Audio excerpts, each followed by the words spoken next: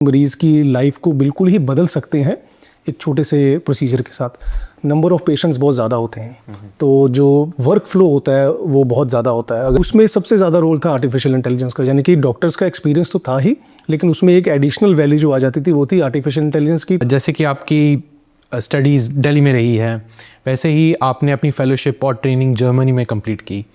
तो क्या बता सकते हैं कि जब जर्मन से आप इंडिया वापस आए तो क्या डिफरेंस मिला, और क्या उसने आपके अप्रोच में कोई चेंज लिया उसके अंदर? भारत में जिन अस्पतालों में मैंने ट्रेनिंग ली, सबसे पहले तो इंडिया में नंबर ऑफ़ पेशेंट्स बहुत ज़्यादा होते हैं, तो जो वर्क फ्लो होता है वो बहुत ज़्यादा होता है। अगर हम जर्मनी में कंपैरिजन करें तो यहाँ पे एक्सपीरियंस, जो इंडियन डॉक्टर्स का जो एक्सपीरियंस होता है वो काफ़ी ज़्यादा होता है, क्योंकि वर्कलोड बहुत होता है, दिन रात वो सर्जरीज करते हैं।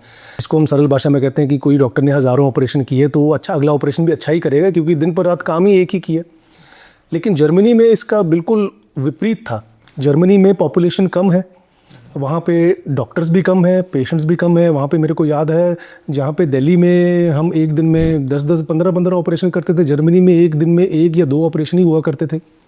लेकिन जो फ़र्क था वो था टेक्नोलॉजी का।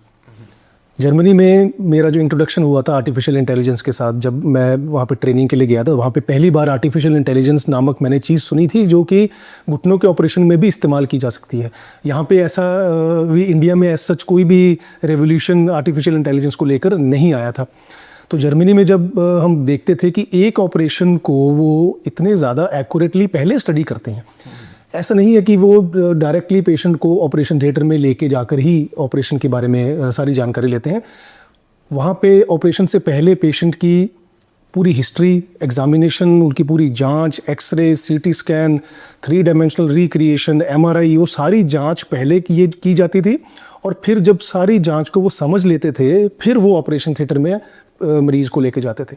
उसमें सबसे ज़्यादा रोल था आर्टिफिशियल इंटेलिजेंस का, यानी कि डॉक्टर्स का एक्सपीरियंस तो था ही, लेकिन उसमें एक एडिशनल वैल्यू जो आ जाती थी वो थी आर्टिफिशियल इंटेलिजेंस की, ताकि डॉक्टर से या जो सर्जन होते हैं उनसे कोई भी एरर ना हो, उनसे कोई भी मिस्टेक ना हो। तो जहाँ पे इंडिया में, भारत में एक्सपीरियंस बहुत ज़्यादा मिलता है, जर्मनी में मेरे को जो एक्सपोजर मिला था आर्टिफिशियल इंटेलिजेंस का, उससे बहुत सर्जिकल टेक्निक में इम्प्रूवमेंट आई।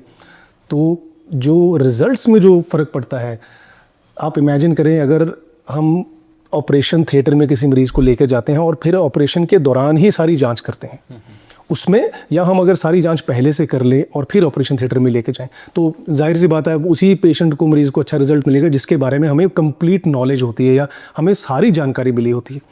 दूसरा, इंडिया में, भारत में हमारी जो नॉर्मल टेंडेंसी है, मरीज़ों की जो टेंडेंसी है, वो जब मैं जर्मनी में गया था तब ये टेंडेंसी हुआ करती थी कि एक मनगणित या एक मिथ होती थी कि घुटनों का ऑपरेशन तभी कराया जाए जब आपकी हालत बिल्कुल ख़राब हो जाए, जब आप बूढ़े हो जाएं, जब आपसे चला ही ना जाए, आप व्हीलचेयर पे हों, तब हमने ऑपरेशन कराना, तब तक हमने ऑपरेशन को टालना है। ये एक बड़ी कॉमन चीज़ होती थी। आज भी हमारे समाज में कई जगह पे ये चीज़ अभी भी मानी जाती है कि तभी ऑपरेशन कराएं जब आपकी हालत हद से ज़्यादा ख़राब हो जाए, ऐसे ही ऑपरेशन मत कराएं। जर्मनी में इससे बिल्कुल उल्टा था। वहाँ पे मरीज़ों को एक्सरसाइज करने की, ट्रैकिंग करने की, घूमने फिरने की, स्विमिंग, अलग अलग किस्म की वर्जिश, खेल कूद में बहुत ज़्यादा इंटरेस्ट है। तो वहाँ पे पेशेंट्स या मरीज़ ये नहीं सोचते थे कि उनको इंतज़ार करना है। वो क्या करते थे, जैसे ही पेशेंट को हल्की सी प्रॉब्लम आती थी, वो सबसे पहले अपने डॉक्टर के पास जाते थे। तो जैसे डॉक्टर के पास गए, उनकी बीमारी का, उनके घुटनों की प्रॉब्लम का जो डायग्नोसिस होता था वो जल्दी कंफर्म हो जाता था। तो उस डायग्नोसिस कंफर्म होने के बाद, जल्दी ट्रीटमेंट लेने के बाद, वो ऑपरेशन को टालने की बजाय यूजुअली हमसे ये कहते थे कि how soon can we do this, मतलब आप डॉक्टर, अपने मेरे को ये बताइए कि हम कितना जल्दी इसको ठीक कर सकते हैं। भारत में इसका बिल्कुल उल्टा था। हमारे पास आज भी बहुत से पेशेंट पूछते हैं, क्वेश्चन जो मोस्ट कॉमन होता है कि कैसे हम इसको टाल सकें। तो ये एक फिलोसफिकल डिफरेंस है, या सोच का, या हमारे समाज का, कि वहाँ पे था कि मेरे को जल्दी से ठीक होना है, यहाँ पे था मेरे को इसको अभी ऑपरेशन को टालना है। लेकिन अच्छी बात है कि आजकल मॉडर्न इंडिया में, डिजिटल इंडिया में, बिकॉज ऑफ इंटरनेट और हमारे सोशल मीडिया की मदद से आजकल भी ये अवेयरनेस जो पहले जर्मनी में थी आजकल इंडिया में भी आने लगी। आजकल मेरी ओपीडी में यंग पेशेंट्स आते हैं जो चाहते हैं कि अभी हमको एक्सरसाइज करनी है, अभी हमने फिट रहना है, हमको नहीं इंतज़ार करना कि जब हम बूढ़े हो जाए तभी इसका इलाज करें। तो ये एक मेजर डिफरेंस था टेक्नोलॉजी का और पेशेंट की, मरीज़ों की सोच का। जैसे आपने बोला कि जर्मनी में लोग प्रोएक्टिव थे, वो साथ के साथ आके अपना ऑपरेशन करवाना चाहते थे, अपना डायग्नोसिस लेना चाहते थे, और वो इंडिया में डिफरेंट है। क्या ये हमारी डर की वजह से है कि हम इंडिया में ऑपरेशन से डर जाते हैं, उनकी कॉम्प्लेक्सिटी से डर जाते हैं? ये जो डर था ये पहले जायज़ डर था। पुराने घुटनों के जो ऑपरेशन हुआ करते थे वो वाकई में तकलीफ़देह होते थे। ऐसा नहीं है कि लोगों के मन में किसी ने आके बताया होता था लोगों को कि आपने सर्जरी नहीं करानी है। मरीज़ अपने रिश्तेदारों को जिन्होंने ऑपरेशन कराया होता तो उनकी तकलीफ़ को देख के ही डरते थे। वो देखते थे कि हमारे किसी परिवार के सदस्य ने, फॉर एग्ज़ाम्पल किसी ने ऑपरेशन कराया, लगभग 6 महीने तक वो चल ना पाए, उनको 3 दिन 4 दिन के लिए आईसीयू में रहना पड़ा।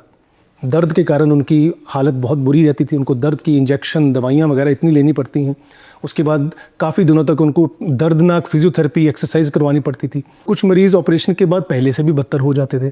तो ये सारी चीज़ें पुराने ऑपरेशनों में पहले वाकई में लोगों ने एक्सपीरियंस की होती थी, अपने आँखों से देखी हुई है या देखी हुई थी, जिसके कारण वो इससे डरते थे। और ये जो एक्सपीरियंसेस होते हैं, इंडियन सोसाइटी जो है, हमारी सोसाइटी बहुत क्लोज निट है। अगर हम मोहल्ले में किसी का ऑपरेशन कोई करवा के आता तो सारा मोहल्ला इकट्ठा होता ये पूछने के लिए आपने कहाँ से ऑपरेशन कराया, आपकी तबीयत कैसी है, आपको आईसीयू में रखा कि नहीं रखा, पूरी तरह से जायज़ा लिया जाता है ताकि अगर आगे जाके उनको कुछ सवाल आएँ तो वो डॉक्टर से पूछने की बजाय वो उस मरीज़ से पूछते हैं जिन्होंने ऑपरेशन कराया होता है। तो ये जो थॉट प्रोसेस था पुराने ऑपरेशनों में, जो सोच थी वो पुराने ऑपरेशनों के बारे में जायज़ थी। अच्छी बात ये है कि आर्टिफिशियल इंटेलिजेंस और ऑगमेंटेड रियलिटी टेक्नोलॉजी के आने के बाद अब ये सारी प्रॉब्लम्स को मरीज़ों को फेस करने की ज़रूरत नहीं है। आजकल जो FT3D सर्फेसिंग रोबोलेंस टेक्नोलॉजी से जो हम सर्जरीज कर रहे हैं उनमें ना तो मरीज़ों को ज़्यादा दर्द होता है, ना उनको आईसीयू में रहने की ज़रूरत पड़ती है।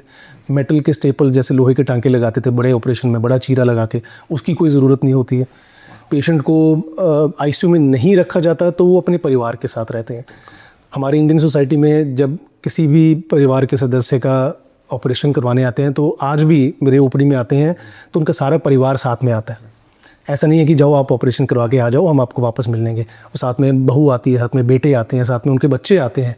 तो वो सपोर्ट सिस्टम जो होता था पहले, कहीं ना कहीं वो सपोर्ट सिस्टम ख़त्म हो जाता था, जिसके कारण जो ज़्यादातर पेशेंट्स जो वृद्ध होते थे, बुज़ुर्ग होते थे, वो अकेले रह जाते थे। अब इसका विपरीत जो है, आप इमेजिन करें अगर आर्टिफिशियल इंटेलिजेंस के जो मैं ऑपरेशन करता हूँ FT3D सर्फेसिंग और रोबोलेंस के, इसमें सारा परिवार साथ में आता है। सर्जरी से 1 दिन पहले उनको हम रूम में एक साथ रखते हैं।